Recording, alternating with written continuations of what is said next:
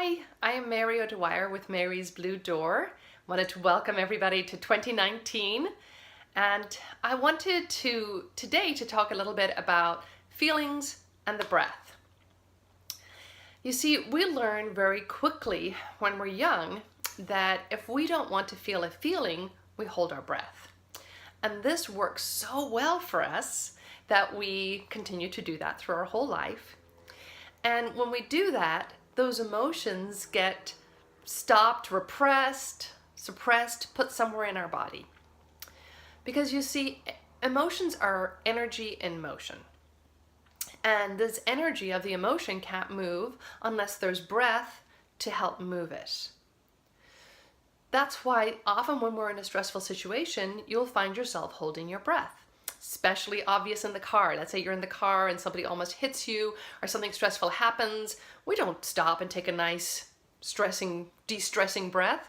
We go when we hold our breath. And so this creates patterns in our breath, and it starts to form constrictions in our respiratory system. And so in my work, I like to look at it twofold. I'm trying to help your body to take the deepest, fullest breath by changing some of those patterns so that you won't continue to constrict those different body parts, but also to help teach you how to really feel into that emotion, to allow it to be felt and to expressed. Because a lot of times when we come up with a less than desirable emotion, let's say, maybe some anger, some grief, some depression, we often don't feel like we have permission to feel those feelings, or we want to hide them from the world, and we tend to let them have power over us.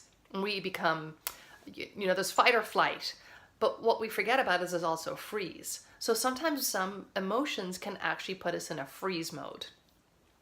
So by learning to breathe through emotions actually takes away their power. It seems counterintuitive, but it's in fact what's required. So we talked about these emotions just being an energy. Well, an energy can neither be created nor destroyed. And that's what Einstein has told us. But we can be transformed. Just like ice can turn into water, water can turn into steam. It's the same components, H2O, but they've just changed forms.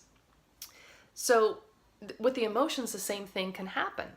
And so often, let's say we're feeling fear. And Gay Hendricks, the author of The Big Leap, really talks about this. When we breathe into fear and allow it to be felt, it can actually start to transform into emotion or excitement. And as we continue to breathe into that excitement, then that can become exhilaration. So rather than letting the fear freeze us and stop us and have power over us, when we breathe through it, it can turn into exhilaration. And the same is true of all emotions. Of course, this is a process that had to be learned, and this is something that I teach through my work, Transformational Breath, which is all about transforming these emotions in our body and opening our breath. So I would love you to come and see me do one of my group classes, come to my workshop that I'm having on January 26th, 2019 at 1 o'clock. Or of course you can always come and see me for any private session.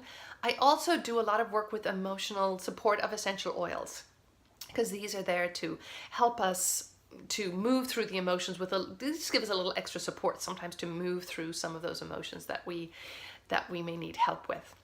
If you want to delve more into the emotions and the energy of the emotion, a great resource is Michael Brown's book, The Presence Process, where he talks a lot about that, and that's where I've learned a lot of this information about our emotions and how we manage them.